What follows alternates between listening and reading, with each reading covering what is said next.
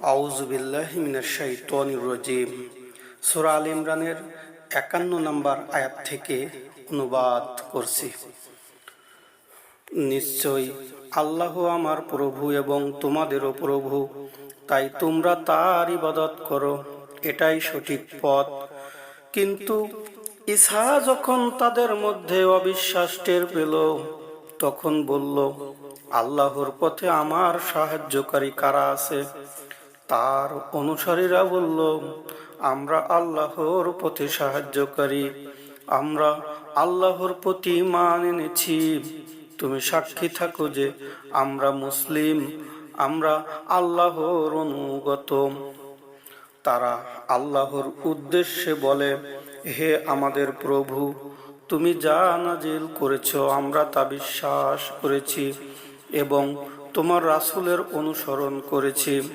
অতএব আমাদেরকে সাক্ষীদের তালিকাভুক্ত করো। তারা অবিশ্বাসীরা ষড়যন্ত্র করেছিল আর আল্লাহ কৌশল করেছিলেন। আল্লাহ হচ্ছেন সেরা কৌশলকারী।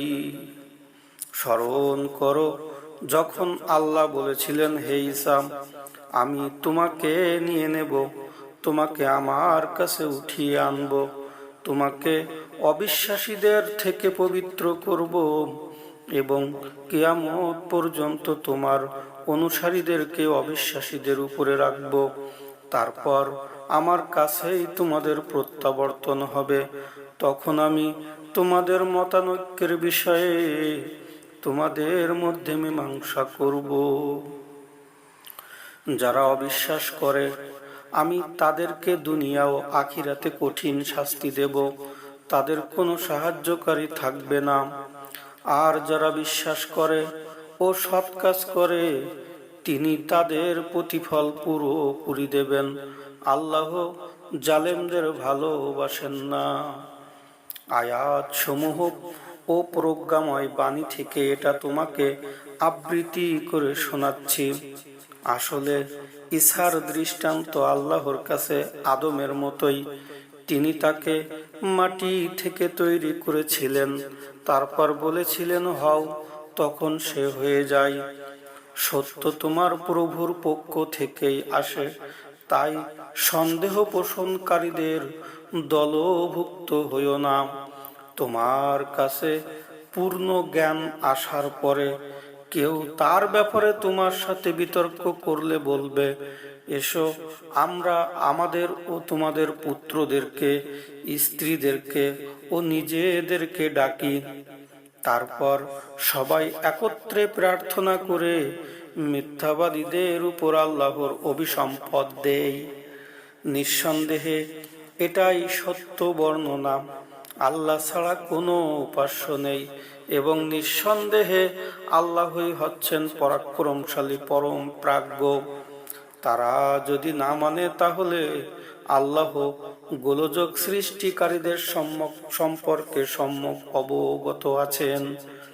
বলো, হে কিতাবধারীগণ, তোমরা আমাদের ও তোমাদের মাঝে একটি অভিন্ন কথায় আসো যে আমরা কেউ আল্লাহ ছাড়া কারো ইবাদত করব না, তার সাথে কাউকে শরীক করব না এবং আল্লাহর পরিবর্তে কেউ কাউকে প্রভু বানাবো না।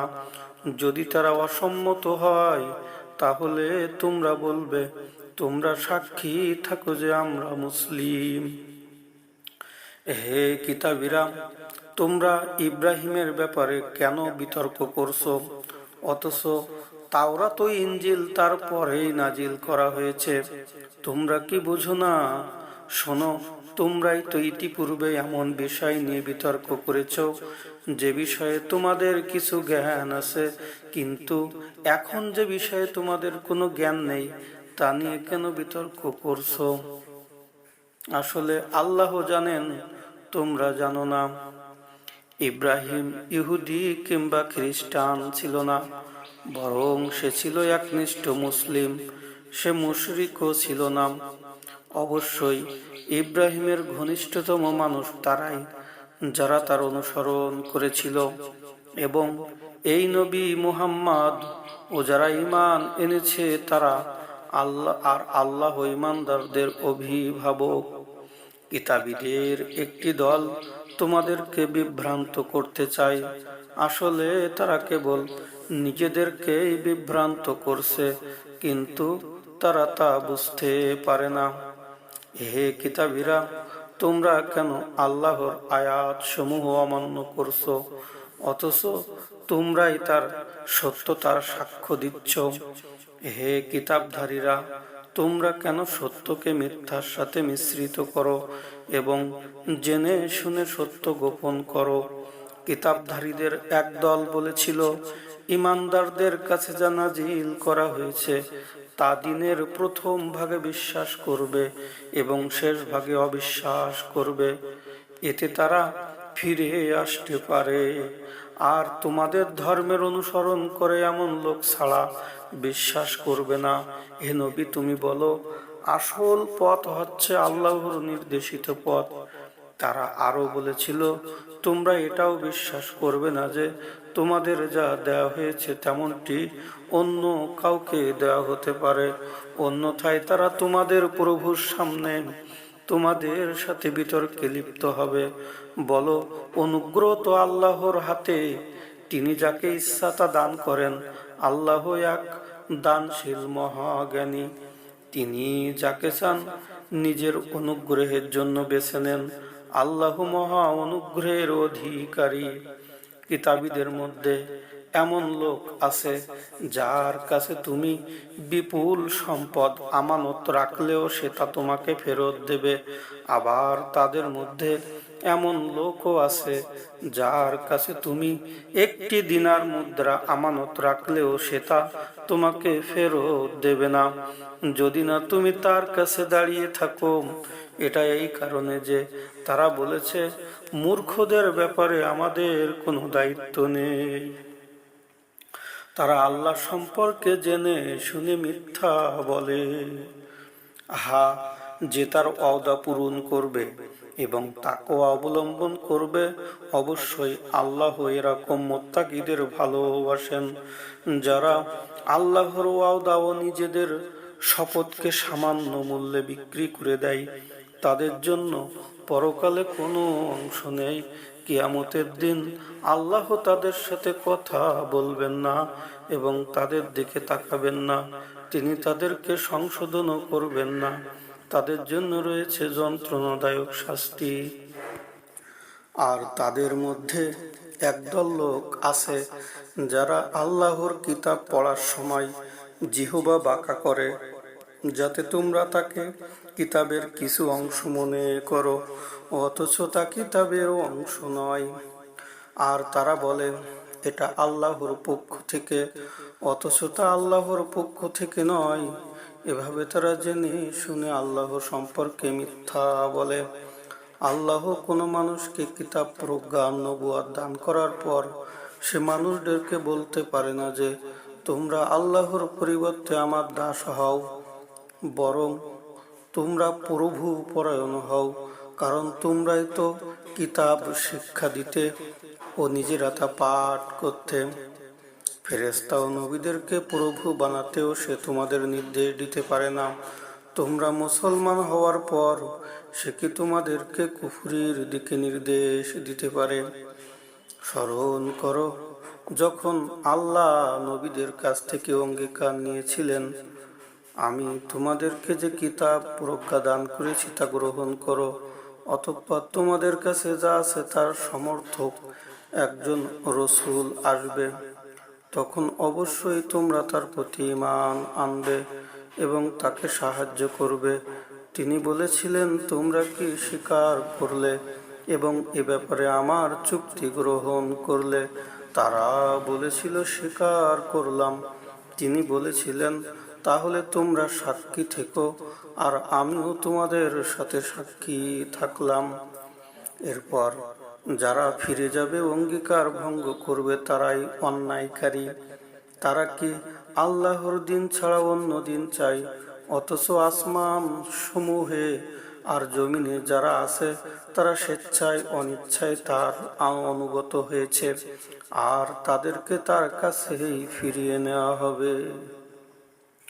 বলো, আমরা আল্লাহর প্রতি, আমাদের উপর যা নাজিল করা হয়েছে তার প্রতি, ইব্রাহিম, ইসমাইল, ইসহাক, ইয়াকুব ও তার বংশধরদের উপর যা নাজিল করা হয়েছে তার প্রতি, এবং মুসা, ঈসা ও নবীদেরকে তাদের প্রভুর পক্ষ থেকে যা যা দেওয়া হয়েছে তার প্রতি ঈমান এনেছি। তাদের কারো মধ্যে আমরা পার্থক্য করি না, আর আমরা তারই অনুগত। কেউ ইসলাম ছাড়া অন্য কোনো ধর্ম চাইলে তার থেকে সেটা কখনো গ্রহণ করা হবে না, আর পরকালে সে ক্ষতিগ্রস্ত হবে। যে লোকেরা ঈমান আনার পর, রসূলকে সত্য বলে সাক্ষ্য দেওয়ার পর এবং তাদের কাছে প্রমাণ এসে যাবার পর পুনরায় কাফের হয়েছে, তাদেরকে আল্লাহ কিভাবে হেদায়েত করবেন? আল্লাহ জালেমদের হেদায়েত করেন না। ওদের শাস্তি এই যে, ওদের উপর আল্লাহর ফেরেশতাদের ও সব মানুষের অভিসম্পদ, যার মধ্যে তারা চিরকাল থাকবে, তাদের শাস্তি লঘু করা হবে না, এবং শাস্তি ভোগের ক্ষেত্রে তাদেরকে অবকাশও দেওয়া হবে না। তবে এর পরেও যারা তওবা করে সৎ কাজ করবে তাদের অবস্থা ভিন্ন হবে, কেননা আল্লাহ ক্ষমাশীল, পরম দয়ালু। যারা বিশ্বাস করার পর অবিশ্বাস করেছে, তারপর সে অবিশ্বাস বাড়িয়ে দিয়েছে, তাদের তওবা কবুল করা হবে না, তারাই পথভ্রষ্ট। যারা কুফরি করে এবং কাফের অবস্থায় মারা যায়, তাদেরকেও যদি মুক্তিপণ স্বরূপ পুরো পৃথিবী পরিমাণ স্বর্ণ দেয়, তবুও তা গ্রহণ করা হবে না। তাদের জন্য যন্ত্রণাদায়ক শাস্তি নির্ধারিত রয়েছে, আর তাদের কোনো সাহায্যকারী নেই। যতক্ষণ না তোমরা তোমাদের পছন্দের জিনিস থেকে ব্যয় করবে, ততক্ষণ তোমরা পুণ্যের নাগাল পাবে না। আর তোমরা যা কিছু ব্যয় করো, আল্লাহ তা ভালো করে জানেন।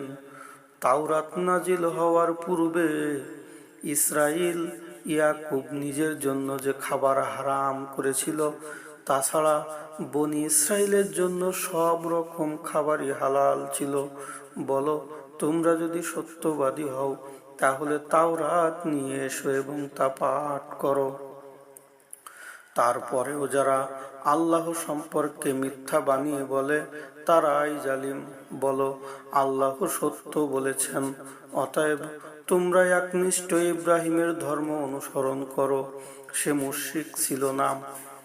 মক্কায় অবস্থিত, বরকতপূর্ণ ও সারা বিশ্ববাসীর জন্য পথ নির্দেশ রূপী ঘরখানাই আসলে মানব জাতির জন্য স্থাপিত প্রথম ঘর।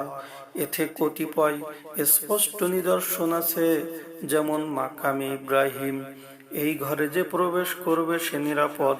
ওই ঘর পর্যন্ত যাওয়ার সামর্থ্য আছে এমন মুসলমানের জন্য আল্লাহর সন্তুষ্টির উদ্দেশ্যে সেখানে হজ করতে যাওয়া কর্তব্য। কেউ অস্বীকার করলে তার জানা উচিত আল্লাহ সৃষ্টি জগতের প্রয়োজন থেকে মুক্ত। বলো, হে কিতাবধারীরা, তোমরা কেন আল্লাহর নিদর্শন সমূহ অবিশ্বাস করছো, অথচ তোমরা যা কিছু করো আল্লাহ তার সাক্ষী। বলো, হে কিতাবধারীরা, যারা ঈমান এনেছে, তোমরা কেন তাদেরকে আল্লাহর পথে বাধা দাও? তোমরা তো সেখানে বক্রতা সন্ধান করছো, অথচ তোমরাই তার সত্যতার সাক্ষী। তোমরা যা করো আল্লাহ সে সম্পর্কে বেখবর নন। হে ঈমানদারগণ, তোমরা যদি কিতাবধারীদের কোনো একটি দলের আনুগত্য করো, তাহলে ঈমান আনার পর তারা তোমাদেরকে আবার কাফের বানিয়ে দিবে।